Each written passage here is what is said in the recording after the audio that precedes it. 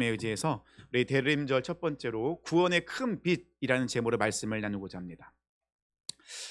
우리 잠깐 인사할까요? 메리 크리스마스. 네, 기쁜 성탄입니다. 너무 빠른가요? 12월 1일인데 너무 빠른 느낌이 있는데, 그런데 뭐 굳이 뭐 성탄절 가까이서 인사할 필요는 없죠. 기쁜 성탄이니까요. 우리 대림절 우리 초를 켜고 있습니다. 뭐 이 초를 켜는 방법, 순서 되게 다양합니다. 근데 이게 불을 켜면은 뭐 천주교에서 하는 것처럼 뭐 느껴지긴 하는데 그렇진 않습니다. 우리가 대림절에 초를 켜는 이유, 성탄의 불을 밝힌 이유가 뭡니까? 예수님이 빛으로 오셨기 때문에 그 빛이 어둠을 몰아내고 우리를 빛으로 인도하신 것을 의미하는 의미에서 이 대림절 초를 켠다는 것입니다. 첫 번째 초의 의미는 희망의 빛을 상징한다는 것입니다.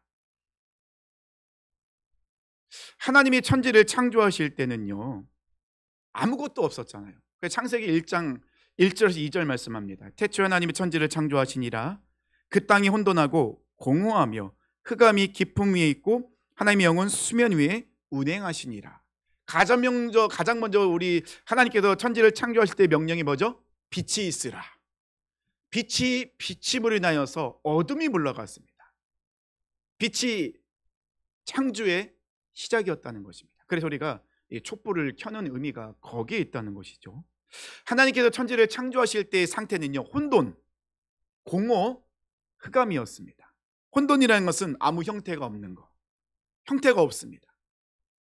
공무라는 건요, 아무 존재도 없었어요. 비어 있었다는 것입니다.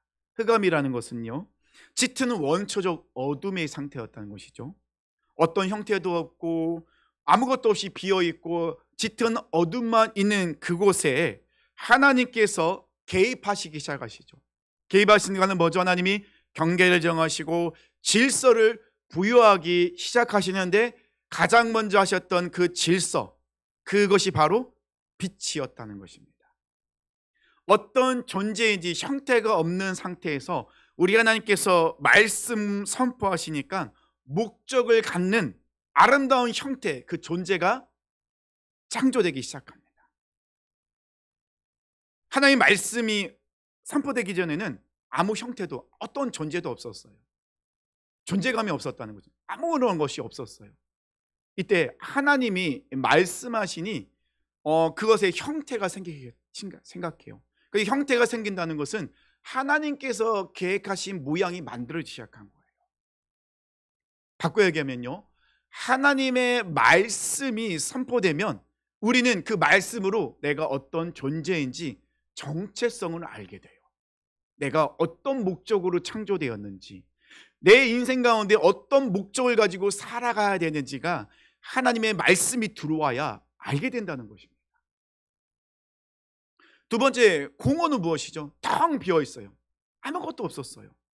그런데 하나님께서 말씀이 선포되니 목적을 가진 아름다운 존재들이 하나님께서 정하신 경계와 질서에 따라서 있어야 될 것에 가득 차게 됩니다. 우리 기독교는요, 비우는 종교가 아니라 채워야 돼요. 비움으로 끝내면 안 됩니다. 세상은 다 비우라고 하잖아요. 맞아요. 비우는 게 맞는데, 근데 비움으로 끝나면 안 돼요. 우리는 말씀으로 채워야 돼요. 예수의 영으로 채워야 돼요. 그것이 채워져야 우리는 만족을 느낄 수 있고 행복을 느낄 수 있고 이 세상에서 승리할 수 있는 거예요. 하나님 없는 인생은 공허와 그 무질서 그 자체잖아요. 세상 사람들은요, 내가 무엇을 채워야 될지 몰라요. 그래서 눈에 보이는 대로 채우기도 합니다. 물질로 채우려고 하죠. 건강으로 채우려 합니다. 행복으로 채우려 합니다. 자녀로 채우려 합니다. 심지어는 종교를 통해서 내가 무엇을 채워야 될지를 알고 싶어 해요. 그런데 다른 죽어있는 종교는 무엇을 채워야 되는지 알려주지 못해요. 왜냐하면 그 안에 진리가 없기 때문에. 그런데 우리 하나님의 말씀이 채워지니 선포되니 그 공허, 아무것도 없던 것에 아름다운 하나님의 목적으로 세워진 그 형태, 그 존재가 채워지기 시작합니다. 우리를 채울 수 있는 분은 하나님 말씀밖에 없다는 거예요. 예수의 영으로 채워지면 우리는 진정한 행복과 만족을 느낄 수 있다는 것입니다. 짙은 어둠이 있었을 때 흑암 중에 있었습니다. 이때 하나님의 말씀이 선포되니 어둠은 물러가게 됩니다. 어둠과 빛이 하나님이 나누시게 되죠. 생명빛으로 가득하게 됩니다. 하나님의 말씀이 없는 인생, 그 빛이 없는 인생은 어두울 뿐이죠. 어둡다는 건 뭐죠? 내가 어디로 가야 될지 몰라요. 길을 찾지 못해요. 가고는 싶은데 이 길이 맞는지, 이 길 끝에 뭐가 있는지, 이 길을 지금 내 눈앞에 있는 이 길을 가는데 무엇이 있는지 알지 못하죠. 그런데 우리 시편 119편 115절 말씀이죠. 주의 말씀은 내 길에, 내 발의 등이요 내 길에 빛이라고 말씀하고 계십니다. 그 말씀이 있어야지만이 내 길에 빛을 비춰주고 어둠은 물러가고 우리가 어디로 가야 되는지 알게 된다는 것입니다. 공허, 혼돈, 공허, 이 흑암은요 스스로 만들거나 채우거나 빛을 낼 수가 없어요. 오직 하나님의 말씀만이 모든 것을 만드시고 채우시고 빛을 비춰주신다는 것입니다. 하나님의 말씀이 내 안에 들어와야 질서가 세워지기 시작하고 그 질서대로 우리는 하나님 원하시는 삶을 살아갈 수 있게 된다는 것이죠. 하지만 많은 사람들은 하나님을 거부하며 살아가고 있죠. 아담과 하와도 그렇잖아요. 하나님이 말씀하셨을 때 그 말씀을 붙잡고 있을 때 그들은 하나님의 질서 안에 살아갔습니다. 부족한 것이 없었습니다. 진정한 자유를 누리고 있었죠. 그런데 사단은 아담과 하와에게, 특히 하와에게 찾아와서 하나님의 말씀이 아닌 하나님의 말씀과 정반대 하나님의 질서를 깨는 거짓말을 합니다. 그런데 이 하와는 사단의 거짓말을 듣고 사탄의 말을 듣고 따라갔을 때 하나님이 만드신 질서가 깨지기 시작해요. 그 질서가 깨지자 죄가 들어오고 그 질서가 깨지고 결국 그들에게는 죽음과 두려움과 아픔과 고통이 찾아오게 되었다는 것입니다. 이 세상을 보십시오. 이 세상은요 질서가 깨어졌고 지금도 깨어지고 있습니다. 하나님이 만드신 질서가 다 깨지고 있습니다. 그래서 서로가 자기가 주인이 되고 자기가 질서를 만들고 있는 거예요. 착각하고 있습니다. 나는 질서를 만드는 사람이고 질서를 세우는 사람이다라고 착각하고 있으니 그냥 자기가 옳은 대로 자기 소견에 옳은 대로 사람들은 살아가고 있죠. 사사기의 모습이 그대로 지금 우리가 살아가는 이 시대에 그대로 재현되고 있다는 것입니다. 희망이 없어 보입니다. 그래도 우리는 희망을 가질 수가 있죠. 왜냐하면 예수님이 분명히 다시 오신다고 약속하셨기 때문에. 그래서 우리 대림절은 이 빛을 비추면서 다시 오실 예수님을 기다리며 선포하며 이 희망에 비치신 예수님을 붙잡고 나간다는 것입니다. 자, 본문으로 돌아가면요, 이사야 7장과 8장의 말씀은요 이사야 선지자가 남유다 백성들에게 이야기합니다. 지금 남유다는요 아람과 북이스라엘 연합군이 침략했어요. 근데 하나님께서는 이 남유다 이 지도자와 백성들에게 걱정하지 마라, 내가 너희를 지키고 내가 너희를 보호하겠다라고 약속하셨는데 문제는 이 남유다 지도자들과 이스라엘 백성들이 하나님의 그 약속의 말씀을 버렸어요. 신뢰하지 않아요. 왜 그랬을까요? 지금 이 남유다 백성들은 하나님이 말씀하셨습니다. 아람과 북이스라엘 연합군이 쳐들어왔지만 걱정하지 마라, 내가 너희를 보호하겠다. 그 말씀이 그들에게 선포됐지만 지금 그들 눈에는 무엇이 보입니까? 하나님의 말씀이 아니라 남유다와 북이스라엘과 아람의 그 큰 군대만 보일 뿐이에요. 그 큰 문제가 보이니 하나님의 말씀은 사라지고 그들은 지금 직관적으로 자기를 도와줄 수 있는, 직접 자기를 도와줄 수 있다고 생각되는 강대국이었던 아수르가 눈에 보이기 시작합니다. 그래서 남유다는 하나님의 말씀을 버리고 하나님을 떠나서 남유다에게 찾아갑니다. 아수르에게 찾아갑니다. 그리고 아수르에게 우리를 도와달라고 요청하고 있죠. 이런 모습을 보니 이사야가 마음이 너무 아팠습니다. 하나님께서는 이 이사야를 통해 말씀하십니다. 너희가 나를 버리고 아수르를 찾아갔으니 너희는 흑암의 고통과 어려움에 빠질 것이다. 지금 7장과 8장에서는 이 이스라엘 백성들의 이 흑암에 빠진 그 고통을 이사야 선지자는 선포하고 있다는 것입니다. 하나님께서는 정말 특히 남유다 백성들이, 하나님의 자녀들이 그런 흑암의 고통에 빠져 있기를 원하셨을까요? 아니셨죠. 하나님께서는 그들이 깨닫길 원했던 것입니까? 무엇입니까? 그들이 하나님을 떠나면 흑암과 고통뿐이라는 것을 알려주길 원하셨던 거예요. 흑암의 고통이 이사야 8장 21절로 22절 말씀이 나옵니다. 우리 성경 펴보면 바로 앞에 나와 있죠. 같이 보도록 하겠습니다. 제가 표준서모로 읽어드릴게요. 눈으로는 21절 22절 보세요. 그들은 괴로움과 굶주림으로 이 땅을 헤맬 것이다. 굶주리고 분노한 나머지 위를 쳐다보며 왕과 신들을 저주할 것이다. 그런 다음에 땅을 내려다 보겠지만 보이는 것은 다만 고통과 흑암, 무서운 절망뿐일 것이니 마침내 그들은 짙은 흑암 속에 떨어져서 빠져나오지 못할 것이다. 21절 22절 보면요, 너무나도 끔찍한 상황인 거예요. 그들이 아무리 노력하고 애써도 그들에게는 흑암의 고통뿐이고, 이 흑암의 고통에 그들은 절대로 빠져나올 수 없다는 것입니다. 왜 그렇습니까? 그들이 하나님을 떠났기 때문에. 하나님의 말씀이 선포됐지만 그 말씀을 듣지 않은 거예요. 이스라엘 백성들은 하나님의 말씀보다도 지금 자기들을 도와줄 수 있는 아수르가 더 커 보이는 거예요.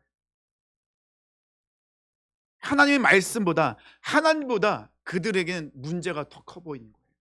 하나님이 말씀하셨지만 하나님이 말씀하신 것이고, 지금 나에게 중요한 건 뭐냐면 지금 당장 나를 도와줄 수 있는 그것이 무엇이냐는 거예요. 그러다 보니 그들은 그냥 육적인 눈으로, 육적인 생각으로 이 문제를 바라볼 수밖에 없다는 것입니다. 지난주에 말씀드렸잖아요. 우리는 하나님의 말씀으로 생각해야 된다고. 하나님의 말씀으로 그 문제를 바라봐야 돼요. 그런데 지금 이스라엘 백성들은요, 하나님의 말씀이 선포됐지만 하나님의 말씀이 아니에요. 오로지 자신들의 육적인 생각과 문제를 바라보니 문제가 너무 커 보이는 거예요. 하나님도 이 문제를 해결할 수 없다라는 생각을 갖게 되는 거예요. 아니, 하나님이 언제 우리에게 찾아오셔서 우리를 도와주실지 모른다는 거예요. 지금 당장 이 아람과 이 북이스라엘 연합군을 물리칠 수 있는 군인과 무기가 필요한데, 하나님은 지금 군인과 무기를 주지 않으시잖아요. 말씀만 하고 있잖아요. 믿어라, 기다려라, 내가 널 도와주겠다. 말씀만 하고 있으니, 아니 언제요?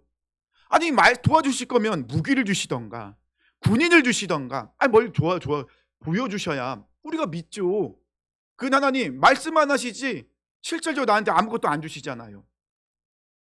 그러다 보니 실질적으로 강력한 무기와 큰 군대를 갖고 있는 아수르가 눈에 보여요. 그래서 이스라엘 백성들은 아수르를 찾아갑니다. 이런 모습 속에서 하나님 말씀하시죠. 너희가 나를 떠났느냐? 너희가 나를 떠나면, 하나님을 떠나면 너희들이 당하는 것은 흑암과 고통과 절망뿐이다. 이것을 하나님은 이스라엘 백성이 깨닫길 원하셨던 거예요.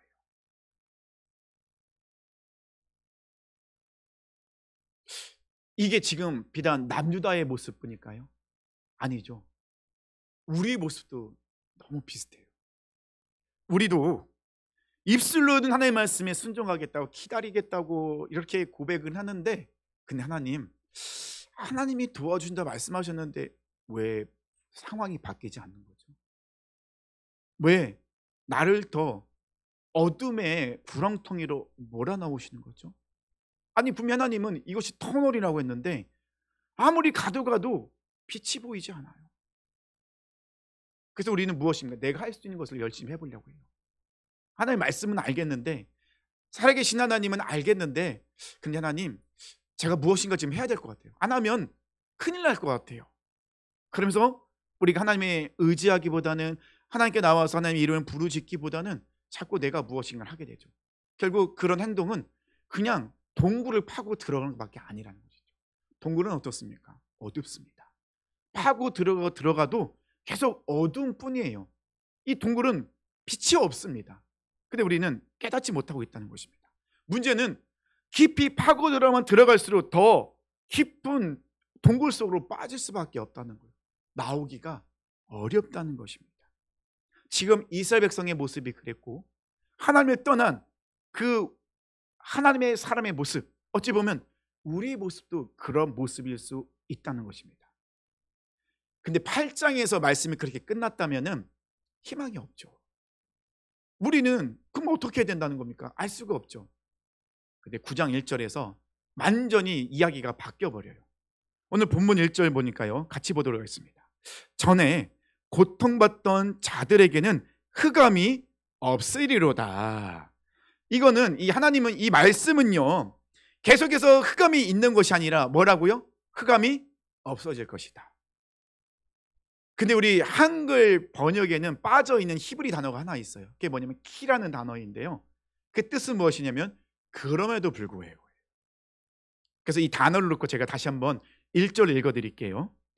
그럼에도 불구하고 전에 고통받던 자들에게는 흑암이 없으리로다.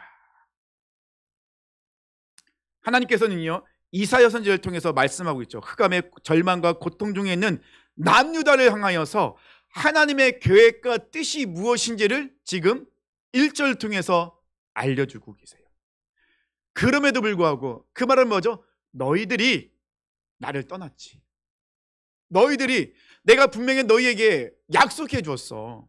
나를 떠나지 말고 내 말씀을 붙잡고 기다리라고. 하나님의 때가 되면 하나님의 방법으로 너희 삶을 이끌어 줄 거고, 너희 모든 어려움을 돌파할 수 있도록 내가 도와줄 거야. 그렇게 너에게 약속했는데, 너에게 분명히 이야기했는데, 너희들이 내 말을 듣지 않고 믿지 않고 기다리지 못해서 내가 아닌 다른 것에 떠났지. 우상에 빠져있지. 네가 주인이 되어 네가 무엇인가를 하려고 나를 떠났지. 그럼에도 불구하고 나는 너희를 떠나지 않아. 그럼에도 불구하고 나는 너희를 포기하지 않아. 반드시 내가 너희에게 찾아가서 흑암의 고통에서 너희를 건져낼 거야. 이 이사야 9장 1절은 하나님의 강력한 메시지인 거예요. 하나님의 뜻이에요. 너희들이 나를 떠난다 할지라도 나는 너희를 떠나지 않아. 너희는 나를 떠나서 다른 것을 의지해서 흑암의 고통 중에 빠져 있지만, 나는 그럼에도 불구하고 너희를 다시 건져낼 거야. 너희를 다시 흑암이 아닌 빛으로 너희를 인도할 거야. 그래서 하나님이 어떻게 그들을 회복시키셨다고 2절과 3절에서 말씀하고 있죠. 흑암에 행하던 백성이 큰 빛을 보고 사망의 그늘진 땅에 거주하던 자에게 빛이 비치도다. 주께서 이 나라를 창성하게 하시며 그 즐거움을 더하게 하셨으므로 추수하는 즐거움과 탈취물을 나눌 때의 즐거움같이 그들이 주 앞에서 즐거워하오니. 하나님을 떠나 흑암의 고통 중에 있는 그들, 하나님은 분명히 그들이 붙잡아둔 약속이 있지만 그 약속을 기다리지 못하고 자신의 방법대로 찾아 나선 그들에게, 그럼에도 불구하고 하나님 그들에게 찾아가십니다. 그리고 어떻게 하신다고요? 큰 빛을 그들에게 비춰주신대요. 빛에 비춰지니 어떤 일이 일어나죠? 어둠이 물러가게 되는 거예요. 그 동굴을 파고 내려가던 그들을 어떻게 다시 건져내 주시는 거예요. 그러자 그들에게는 어떤 일이 일어나게 됩니까? 사망의 그늘에서 벗어나게 되죠. 괴로움과 슬픔뿐이었던 곳에 즐거움의 소리가 넘칩니다. 늘 탄식 소리뿐이었죠. 늘 눈물뿐이었습니다. 그런데 그 인생 가운데 하나님의 그 생명의 빛이, 능명의 소망의 빛이 비춰지니 즐거움의 소리가 나기 시작합니다. 먹을 것이 없어 굶주리던 곳에 추수의 기쁨이 나타나더라는 것입니다. 이 놀라운 이 회복의 역사는요, 한 아이를 통하여서 이루어질 것이다 라고 예언되어 있습니다. 6절 말씀이죠. 이는 한 아이가 우리에게서 낳고 한 아이를 우리에게 주신 바 되었는데. 큰 빛을 비춰주시는데 그 큰 빛이 누구라고요? 한 아이라는 것입니다. 이 아이가 누굽니까? 요한복음 8장 12절입니다. 예수께서 또 말씀하여 이르시되 나는 세상의 빛이니 나를 따르는 자는 어둠에 다니지 아니하고 생명의 빛을 얻으리라. 요한복음 12장 46절 말씀입니다. 나는 빛으로 세상에 만나니 무릇 나를 믿는 자는 어둠에 거하지 않게 하려 함이로다. 두 말씀에 공통적으로 하고 있는 말씀이 뭐죠? 예수님이 빛이시라는 것입니다. 흑암의 절망과 고통에서 구원하실 분, 그 구원의 큰 빛은 예수님이시라는 것이죠. 이 이사야 선지자는 이것을, 예수님이 태어나기 700년 전의 선지자였어요. 벌써 하나님의 그 마음을 알고 있었기 때문에 우리에게 하나님은 메시아를 보내실 것인데, 그 메시아이신 예수님이 빛이 되셔서 우리를 흑암의 고통에서, 절망에서 건져내 주신다. 자, 그러면 이 이사야 9장 6절 이하의 말씀을 통하여서 우리는 예수님이 어떤 분인지를 두 가지로 고백해야 된다는 것입니다. 예수님이 우리 가운데 어떻게 오셨는지, 예수님의 그 희망의, 소망의, 세상에 비치신 예수님의 모습이 어떤 모습인지를 이 두 가지를 알려주고 있다는 것입니다. 첫 번째는 뭐냐면요, 예수님은 통치자시라는 것이죠. 6절 말씀 보니까요, 그의 어깨에는 정사를 메었고, 그러니까 어깨가 정사를 메었다는 것입니다. 그 정사는 뭐냐면요, 이 원어를 보면 통치권을 이야기합니다. 어깨에 통치권이 있다는 것은 왕권을 상징합니다. 그러니까 예수님은 왕이시다는 것이죠. 제가 드린 말씀 오늘 처음 듣는 말씀은 아니잖아요. 얼마나 많이 듣습니까? 자주 들었잖아요. 예수님은 왕이십니다. 그래서 어떻게 하라고요? 왕이신 예수의 말씀에 순종해야 된다. 얼마나 많이 들었습니까? 근데 순종하셨나요? 이게 중요하죠. 순종하셨나요? 하나님의 뜻을 구한다고 그렇게 외치면서 기도하면서 정작 우리 삶은요, 예수의 말씀에 순종하지 못할 때가 많아요. 지금 이사야 선지자는 그것을 지금 지적하고 있습니다. 너희들이 정말로 하나님을 왕이시다고 알면서 왜 왕이신 하나님 말씀에 순종하지 못하고 있냐? 요한복음 1장 5절에 보면요, 빛이 어둠에 비치되 어둠이 깨닫지 못하더라. 빛이 어둠에 비쳤어요. 근데 어둠이요, 이 빛을 이해하지 못하는 거예요. 이해하지 못한다는 것은 무엇을 이야기할까? 빛을 받아들이지 못하는 거예요. 왜냐면요, 내가 원하는 결론, 내가 원하는 방식으로 흘러가지 않고 있으니까 용납하지 못하고 이해가 안 되는 거예요. 아니, 하나님, 제가 이렇게 기도했는데 왜 이대로 안 해주시는 거예요? 내가 이렇게 금식도 하고 그렇게 울부짖으며 눈물로 기도했잖아요. 근데 왜 그렇게 안 해주시는 거예요? 빛이 비쳤는데 이해를 못해요. 왜냐하면 내가 원하는 방식대로 되어지지 않기 때문에, 내가 원하는 결론이 되어지지 않기 때문에 빛이 비쳤는데 이해를 못하고 있는 거예요. 깨닫지를 못하고 있는 거예요. 예수님은 나의 삶의 주관자이십니다 말은 하고 있는데, 근데 가만히 눈 떠보면요, 내가 내 인생의 핸들을 붙잡고 움직이고 있는 거예요. 그러니까 뭐라고 얘기해요? 예수님, 열심히 구르세요. 예수님 굴러줘야 내가 인생을 살아갈 수 있죠. 열심히 페달을 밟으세요. 나는 페달을 밟지 않고 핸들만 붙잡고 있는 거예요. 그러면 열심히 가면 갈수록 어디로 갑니까? 흑암으로 내려갈 뿐이라는 것이죠. 문제를 해결하려고 내 핸들을 붙잡고 있는데 문제가 해결되던가요? 어둠에서 벗어나기 위해서 내 핸들을 붙잡고 있는데 어둠에서 벗어나시나요? 안 되더라고요. 지금 이사야 선지자는 그 말씀을 하고 있는 거죠. 예수님은 나의 통치자라는 것을 분명히 다시 한번 고백하라는 거예요. 이젠 내 인생의 핸들을 붙잡고 있는 그 핸들을 놓고 내 인생의 주인의 자리에서 내려오라는 거예요.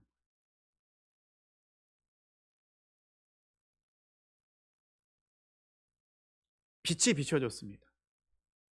근데 우리는 여전히 깨닫지 못하고 내가 주인이기 때문에 육적인 생각으로 핸들을 붙잡고 있으니 예수님이 왕이심을 알면서도 우리는 순종하지 못하고 이사야 선지자는 다시 한번 이야기합니다. 핸들을 놔라. 예수님께 그 모든 걸 내어 드려라. 이것을 지금 말씀합니다. 두 번째는요, 예수님의 영향력 아래 들어가야 되는 거예요. 6절 말씀 보면요, 기묘자라 모사라라고 나와 있습니다. 근데 기묘자는요 원더풀이고요, 모사는요 카운셀러예요. 기묘자라 모사라는 원더풀 카운셀러예요. 즉 예수님은 정말 유일하신 놀라우신 우리의 인생의 상담자가 되신다, 조력자이시라는 거예요. 예수님은 인간의 지혜를 뛰어넘어 하나님의 구원 사역을 이루신 분이십니다. 우리 사랑하는 성도님들, 내 주위에서 나를 어떤 사람이 상담해주고 나를 조력하는 게 되게 중요해요. 예를 들면요, 솔로몬의 아들 르호보암이 왕이 되었습니다.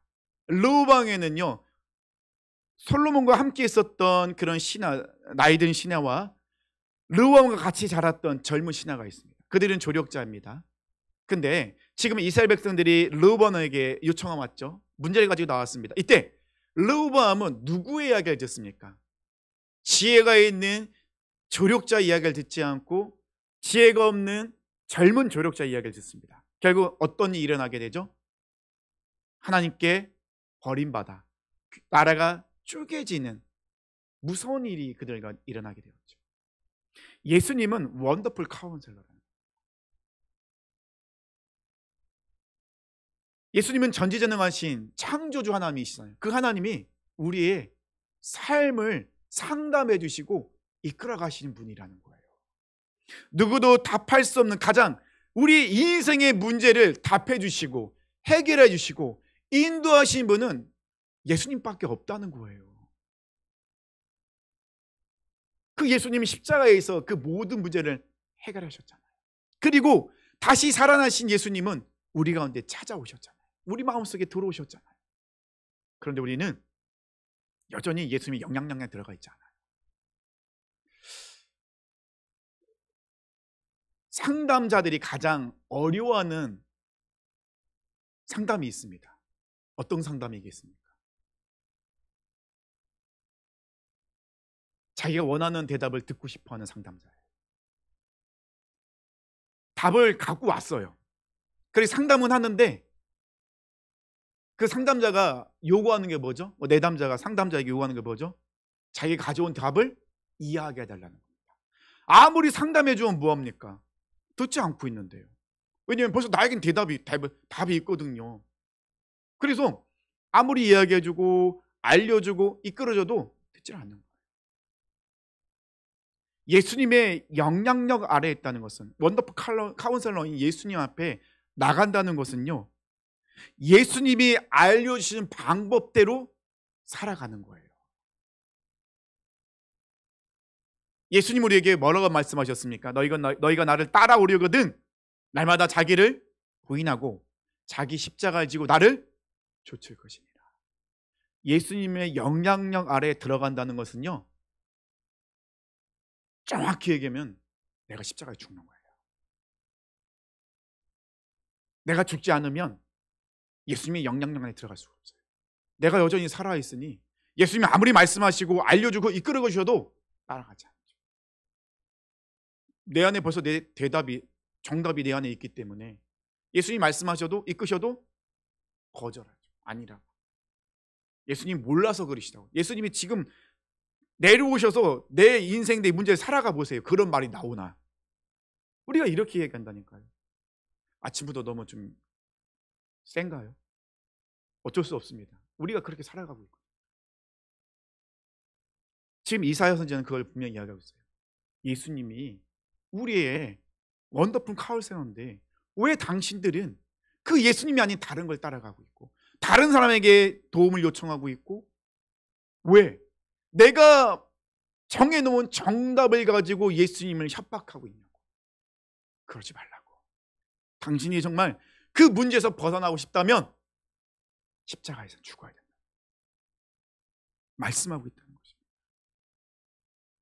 내가 죽지 않으면 예수님의 영향력 안에 들어갈 수가 없다는 것입니다. 예수님은 구원의 큰 빛으로 이 땅 가운데 오셨어요. 오실 것이가 아니라 벌써 오셨어요. 왜냐하면 하나님이 약속하셨어요. 자, 말씀을 읽겠습니다. 남유다의 진짜 문제는요, 눈앞에 있는 적들, 그것 때문에 생기는 배고픔과 사륙과 고통이 아니라 하나님이 어떤 분인지 알고 있고 약속도 듣고 알고 있지만 의지하지 않고 믿고 떠나 자신의 힘으로 살아가려는 것, 자신의 방법으로 그 모든 것을 해결하는 것이 가장 큰 문제였어요. 하나님을 떠나 있는 것, 이것이 가장 큰 문제였다는 것입니다. 그러니 흑암의 동굴로 빠져들어갈 수밖에 없었다는 것입니다. 우리도 똑같죠. 우리에게는 크고 작은 문제들이 있습니다. 문제가 없는 사람은 없죠. 다 문제가 있어요. 근데 그것을 하나님의 말씀을 기다리지 못하고 힘들고 어려워서 내가 방법을 해결하는데 해결이 되던가요? 더 불안할 뿐이죠. 해결이 되지 않더라는 것입니다. 그리고 더 낙심뿐이라는 것입니다. 하나님은 우리 향한 분명한 하나님의 뜻을 오늘 본문을 통해서 알려주셨어요. 1절 말씀 알려주셨잖아요. 그럼에도 불구하고 어둠 속에서 고통받던 백성에게 어둠이 거친 날이 온다. 너희가 나를 떠나서 흑암의 고통을 받고 있는 것을 보니 내 마음이 아프다. 그래서 내가 너희에게 찾아가서 너희와 함께 있을 거야. 너희 마음의 삶 속에 빛을 비춰서 내가 너희를 반드시 건져낼 거야. 하나님 우리에게 말씀해 주셨죠. 약속해 주셨죠. 그리고 그것이 그냥 예언으로 약속으로 끝나지 않았습니다. 예수님을 통하여서 그 모든 것이 이루어졌죠. 보라, 처녀가 잉태하여 아들을 낳을 것이요 그의 이름을 임마누엘이라 하리라 하셨으니 이를 번역한즉 하나님이 우리와 함께 계시다 함이라. 하나님 벌써 우리와 함께 하십니다.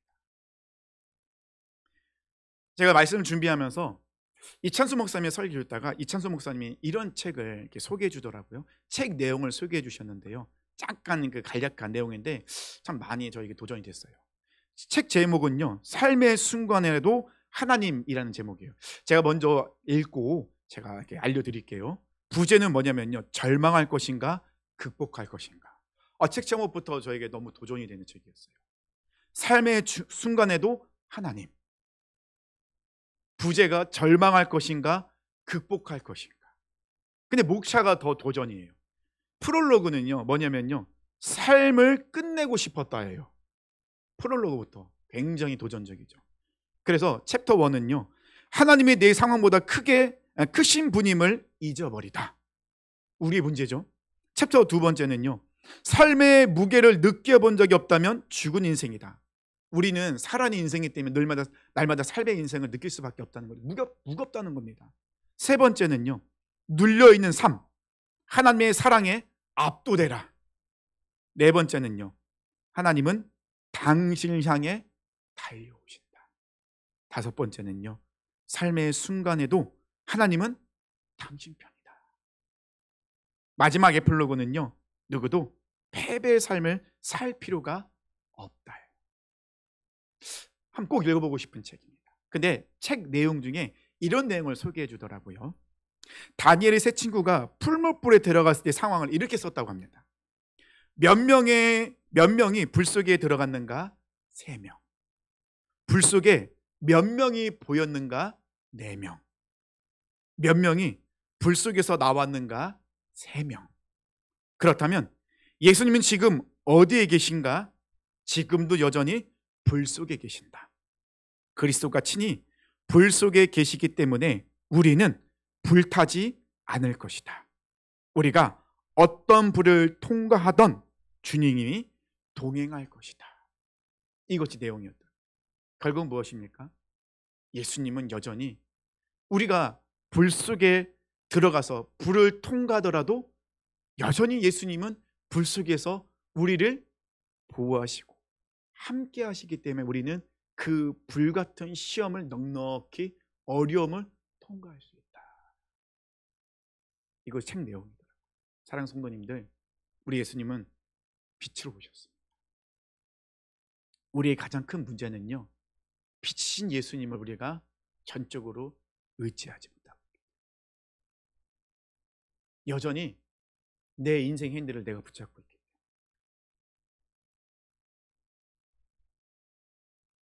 예수님 말씀에 순종하지 못하는 우리가 가장 큰 문제라는 거죠. 그래서 이사야 선지자를 통해서 하나님 우리에게 말씀하십니다. 그럼에도 불구하고 나는 너희를 절대 떠나지 않아. 그럼에도 불구하고 나는 절대 너희를 포기하지 않아. 그래서 내가 너희를 위해서 육신의 몸으로 직접 너에게 가지 않아. 그리고 그 예수님을 통하여 우리와 늘 동행해 주십니다. 사랑하는 성도님들, 정말 이 대림절을 지나면서 다시 한번 예수님을 깊게 묵상하며 고백하며 나가기 원합니다. 내 삶을 비춰보길 원합니다. 예수님은요, 나 때문에 여전히 그 불 속에서 계신 거예요. 나를 불 속에서 건져내기 위해서 여전히 예수님 그곳에서 계신 겁니다. 그리고 우리를 끝까지 포기하지 않으시고 찾아오시고 회복시키신 분이십니다. 사랑하는 성도님들, 그 구원의 큰 빛이신 예수님의 이름으로 승리하시길 축원합니다. 우리 같이 자리에 일어나셔서